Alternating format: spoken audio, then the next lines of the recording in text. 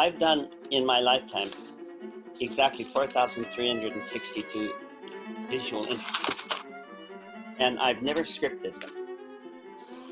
And I've always told people, just get whatever you want, and I trust you. Well, I'm fascinated by Momo because you have sent such great pictures. So I think I'll probably throw one in here. Hey, listen, I'm going to ask you something. Yes.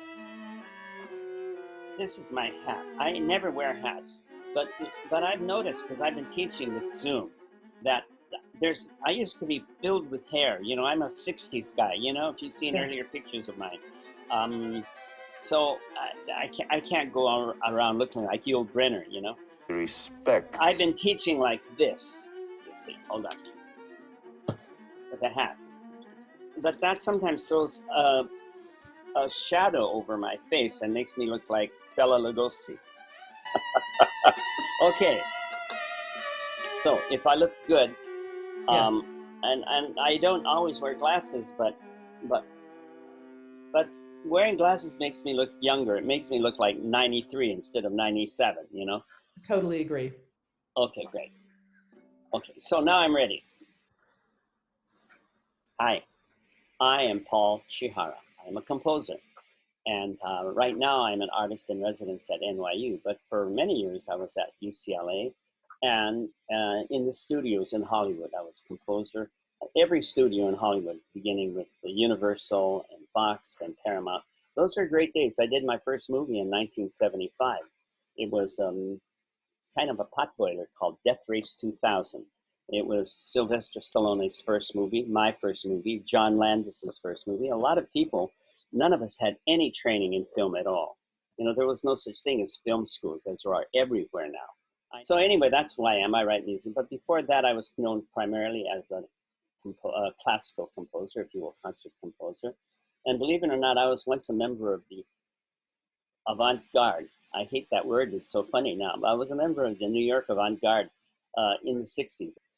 It was a great time for me. You know, we were all academic composers. Think about that. The avant-garde, who are so anti-academic as I am, but we were all the product of academia. That group of composers included many people who are like standard names now in our new music. For example, Steve Wright, Philip Glass, John Crigliano, Bill Balcom, Doug Leedy, Joan Tower, Alan Swillig. It's a long list and very distinguished composers, and we're as different as night to day. That was our era. Well, I have two answers that diametrically opposed. Number one, I was terribly disappointed, not only at the tragedy of so many people suffering and dying and all the rest of it, but from a selfish personal standpoint, I lost a lot of very nice gigs. For example, a lecture in Shanghai at the conservatory, a concert in Tokyo with Yuji Takahashi, who, by the way, was also born in 1938, who was also a charter member of the avant-garde, even though he was Japanese. He was working first in Paris with Xenakis and then taught at Indiana. All of us, it's his farewell concert. I was invited to go there. I was looking forward to it.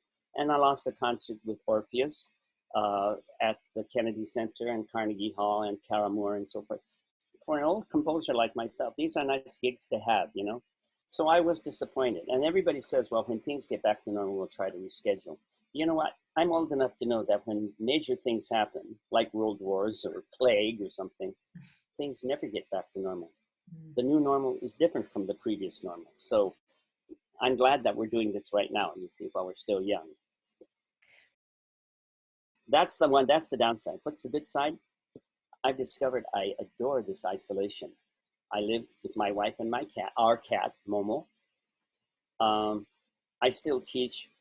I have a position at NYU called the Artist in Residence. I teach 5 students, and I teach them by Zoom, just as we're doing. I'm getting used to doing everything this way, you know, and so is the world. So I've come to like this isolation because I can teach my 5 students just once a week. And I've discovered for a composer, isolation is a blessing. So for many respects, I like it. I'm getting a lot done. People that I had forgotten about are writing to me because they have time to look into their past also. I'm getting letters from people that I knew and worked with 30, 40 years ago And look, I'm going to be 82 in July. Mm-hmm. When I think about some of the people that have contacted me, and they say in passing some of the amusing things that we said and did, I think I have lived a pretty interesting life, and I'm grateful for that. I didn't know that you knew the 4 pieces that I wrote for 4 violas. And who is this young man that's playing all 4 parts? Is he Timothy MacDuff? He's a younger player that's been on our series a few times in the past, and I've just kept tabs on him, and he's doing wonderful things.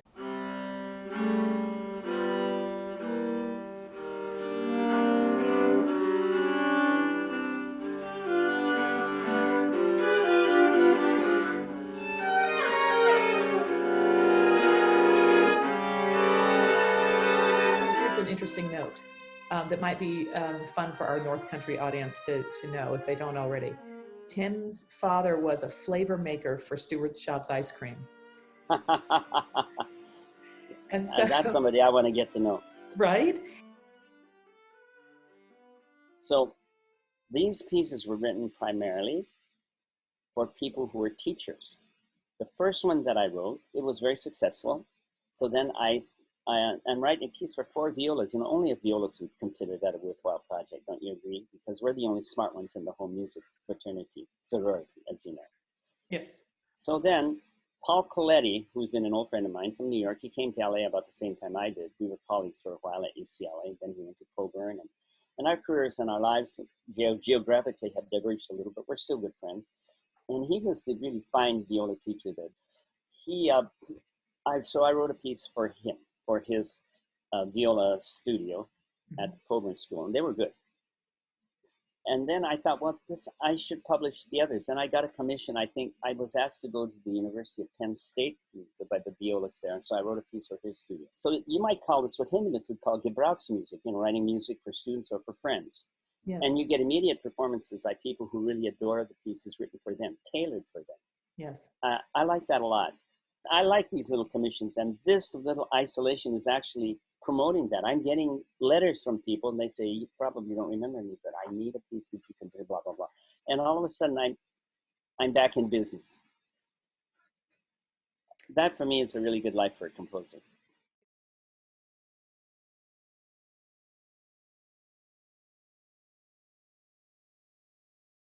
But I'm really interested in the Japanese folk song that you have in the Akatambo.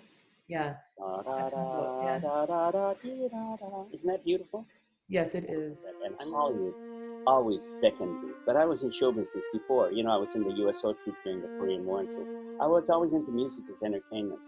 And I've never lost that. And even to this day, I want my concert music to sound like pop music.